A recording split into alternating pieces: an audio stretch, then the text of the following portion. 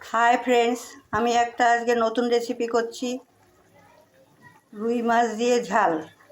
তার জন্য আমি কি করেছি, এই মাছগুলোকে নুন হলুদ মাখিয়ে ভেজে রেখেছি।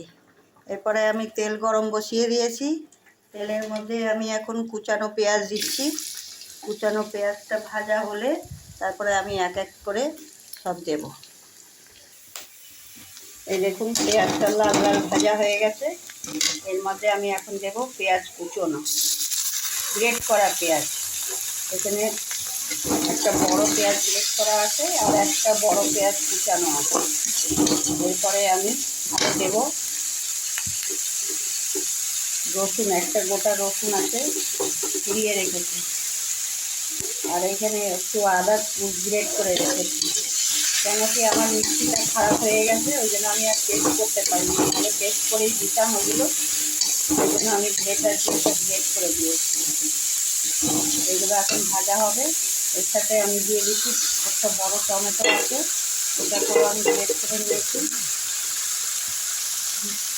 এগুলোকে সব কষাবো। যে আদা পেঁয়াজ রসুন এর মধ্যে দিয়ে দিয়েছি। এর মধ্যে একটু নুন দেবো। এর মধ্যে 1 চামচ লঙ্কার গুঁড়ো, 1 চামচ হলুদ গুঁড়ো আছে, এটা দিয়ে দিচ্ছি। আবার একটু কষাবো, কষিয়ে তারপরে জল দেবো। তেল ছাড়লে জল দেবো। এটা এখানে তেল ছেড়ে গেছে মশলা দিয়ে। এখন আমি এর মধ্যে জল দেব।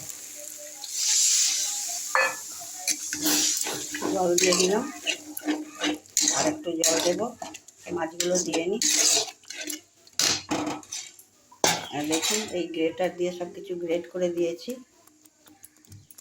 এটা গ্রেটার দিয়ে, আর এর মধ্যে আমি কোনো কাশ্মীরি মির্চ ফিস দিইনি। আমি এমনি লঙ্কার গুঁড়ো আর হলুদ গুঁড়ো দিয়েছি। এবার মাছগুলো দিয়ে দেবো।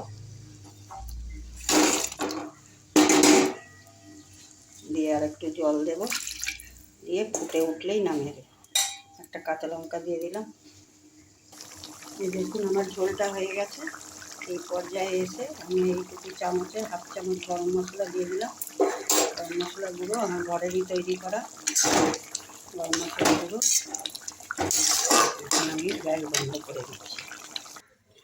দেখুন, রুই মাছের ঝাল কেমন হয়েছে। খেতেও হেবি, দেখতে যেমন হয়েছে খেতেও অমনি টেস্টি।